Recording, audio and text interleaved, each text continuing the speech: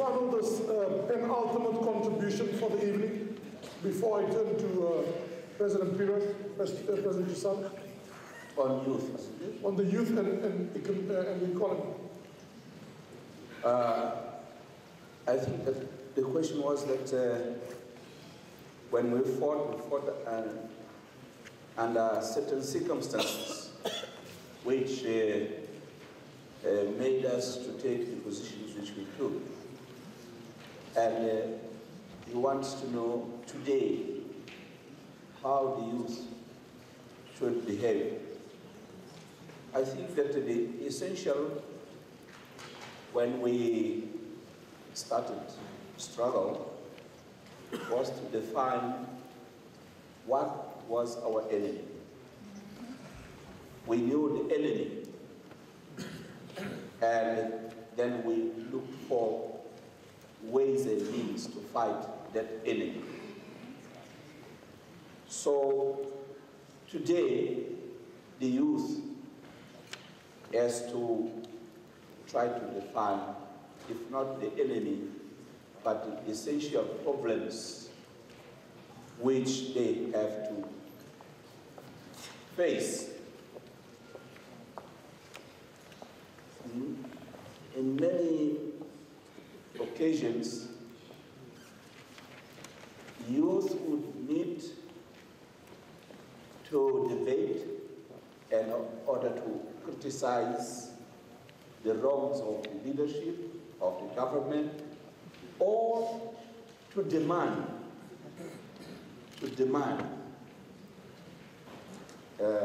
they want something to improve their life to come from the government or from the leadership. But what is necessary really is to see clearly what are the challenges. You have asked about challenges. We spoke about a few of the challenges. So you have to see what are the challenges, what are the problems, who is the enemy today, and then you devise the means and ways of fighting. How do we contribute for the leadership to do good things? You know, I am not an engineer. I don't know how to build roads, railways. I'm not a financial man.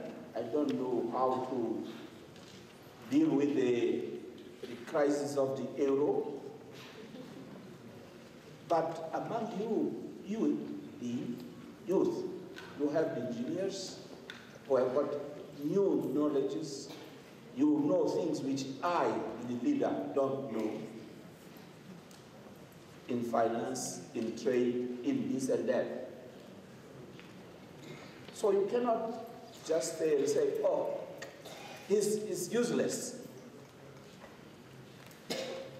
You have to find ways of bringing these ideas very clear, in very clear terms. Not in a defined manner, because you want to be on the same side with your leader. A while ago, I spoke about the movement of the leader towards his people. And now I'm speaking about the movement of the people towards his leader, their leader. And so, to define the enemy, to identify the problems, is your task, is a task of the exercise of citizenship. And you have to try and make consensus. We spoke about consensus.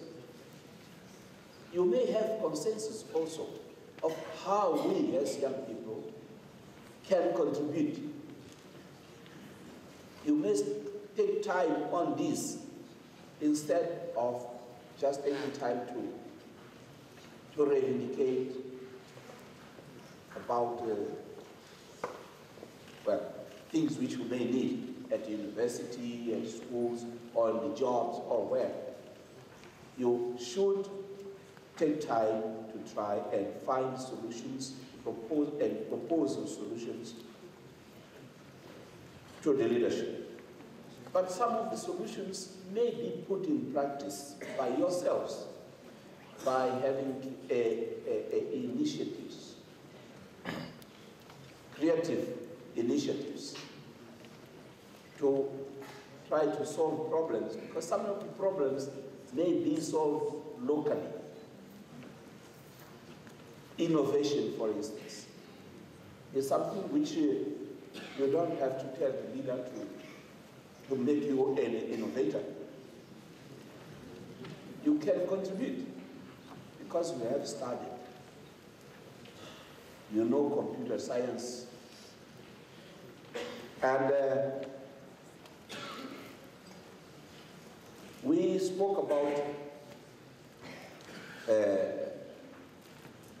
the maximum utilization of the resources. President Obasani said this. President Nyerere also had spoke about this in his time. But who is going to transform the resources? Is the leadership? No. It's you. You are in the university here to learn how to transform the resources so that when you discover more iron or more, why don't we have smelters? Why don't we transform the minerals which we have? We export coal, the coal, the oil, the gas. This is the role of the youth, to think that Africa is not a poor continent. Our countries are not poor. Our people, yes, are poor. We are not poor because we have the resources. But now we even are less poor because we have the intellectuals, the scientists who can think about this. But one of the things that nowadays we study and we go out of school and they want to make money. I'm not against that. They make money to improve our life, but we forget that there are many people who cannot make money as we do because they are still ignorant, because they live in misery. Then we will not have progress. And so it's your role to transform the resources, either agricultural resources or other natural resources, to bring development to the country. It's your role to create this new leadership which we want for Africa. It's your role. You yourself have to become good leaders. And the good leaders, when we have spoken about the competent leaders in terms of being trained in this and that, but I want to tell you that you need the other angle also, is that you'll be a good leader if in your group you work not selfishly. You work for the benefit of your group. If you work for the results which your group has to attain, the same for a country. And then the others are going to admire the way you work. That's how they are going to elect you as a leader.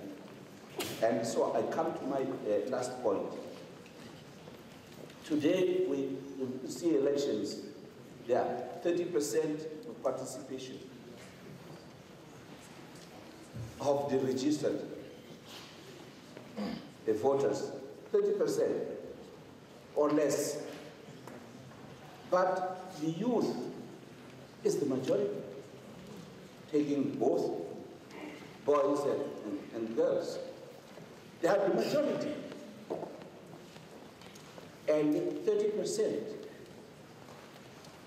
I was the other day in Algeria, and I found youth, they didn't go to vote. And they said, we are not voting because we voted, they are the same people. To make the difference, you must have leaders which are elected by you, so you vote them out, those who don't like.